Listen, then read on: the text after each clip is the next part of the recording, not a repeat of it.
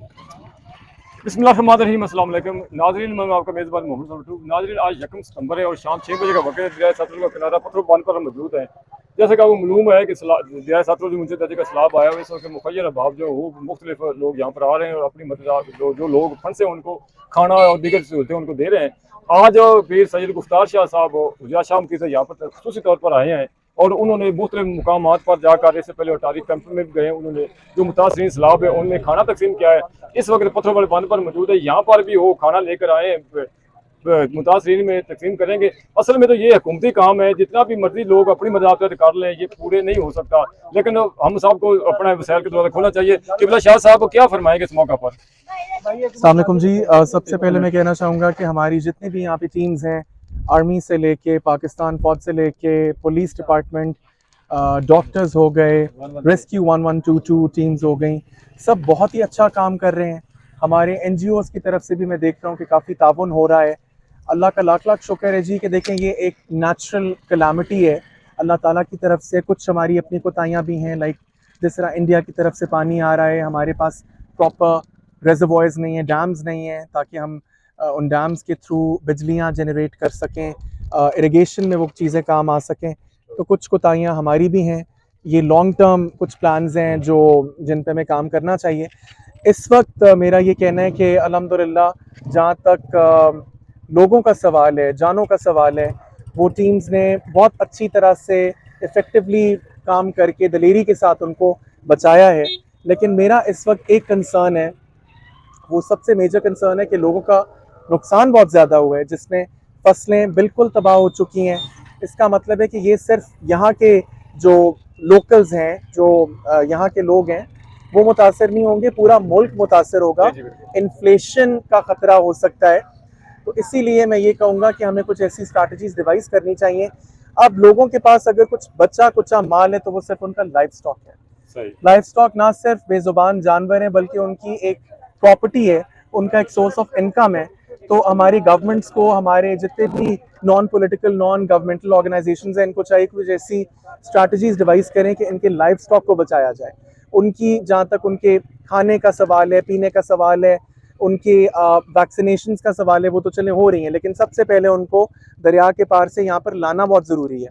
ठीक है, इतनी कैपेसिटी हमारे पास इस वक्त नहीं है कि हम लाइफ स्टॉक यहाँ पर लेके उनको वैक्यूएट करके उनको यहाँ पे हम ट्रांसफ़र कर सकें।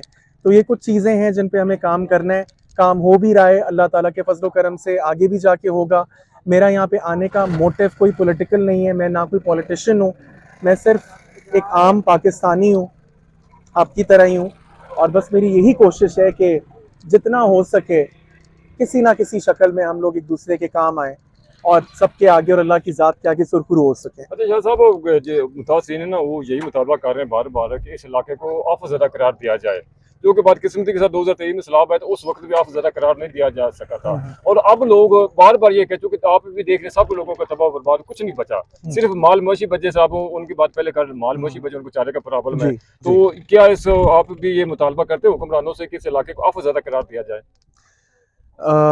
क्या करार दिया जाए मुझे? आफत ज़दा। आफत ज़दा। अच्छा जी, देखिए बिल्कुल आफत ज़दा करार दिया जाए। मेरी तो ये कोशिश है कि जहाँ तक प्रेस की, जहाँ तक इमदाद नहीं पहुँच रही है, वो हर जगह ही बेसिकली मेरी नज़र में आफत ज़दा है।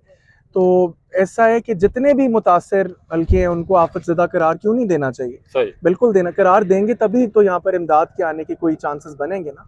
तो बस बाकी अल्लाह ताला रहम करे। इस तरफ देखे जरा, ये देखिए, ये सारा जो इलाका ना ये इसमें पानी दाखिल हो चुका है और इसमें हजारों एकड़ खड़ी फसलें तबाह बर्बाद हो चुकी हैं।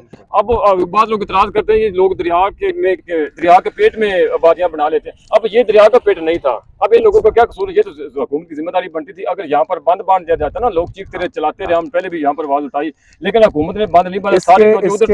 इसके बारे में मैं आपसे ये कहना चाहूँगा कि बिल्कुल जैसा कि मैंने पहले कहा है कि बहुत नुकसान हुआ है, इसको इंक्रोचमेंट कहते हैं।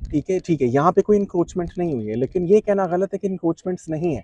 दरिया ने दाएं बाएं नहीं देखना है। अगर आप दरियाओं का जो चैनल है उसमें इंक्रोचमेंट करेंगे तो दरिया ने फिर अपना रुख मोड़ना ही मोड़ना है, आबादियों की तरफ ही आएंगे। इस आबादी का कसूर नहीं है, ठीक है, ये दरिया के उस जुमरे में नहीं आता, लेकिन काफ़ी ऐसे इंक्रोचमेंट्स हैं, जैसा कि मैंने पहले कहा कि हमारी तरफ से भी काफ़ी कोताहियाँ हुई हैं।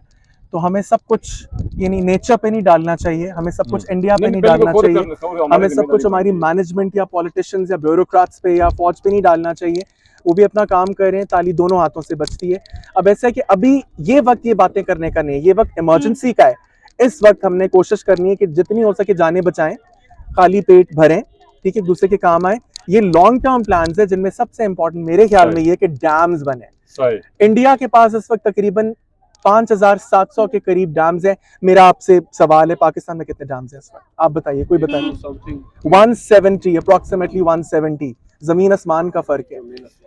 तो हम जिस मुल्क को अपना दुश्मन मुल्क कहते हैं, हम तो उसके करीब से नहीं गुजरते, हमारी अपनी कोताही हैं। तो इस वक्त मैं कहता हूं कि सारे अपने अपने एयर कंडीशन ड्राइंग रूम से निकलें, ड्राइंग रूम टेबल टॉक्स छोड़ें, प्रैक्टिकली अपनी बातों को इम्प्लीमेंट करें। और आप बहुत अच्छा काम करें, आप यहाँ पर इन इलाकों में आके आप कवर करें जिनकी आवाज़ बमुश्किल मेन सिटीज़ तक पहुँचती है। तो वेल डन। जी नाज़रीन, आपने शाह साहब की गुफ्तगू सुन ली है। उन्होंने कहा कि डैम बने, लेकिन हमारा अलमिया ये, हुक्मरानों का अलमिया ये कि जब ये सलाब गुजर जाएगा और उसके बाद रात की बात की और फिर खुदा ने कहा 2 साल बाद आगे फिर मशीनरी जागेगी, फिर घूमते एहलकार आएंगे। जब बला आती है सर पर उस वक्त जागते आगे पे सो जाते हैं, तो हुक्मरानों को उसके नक लेने चाहिए।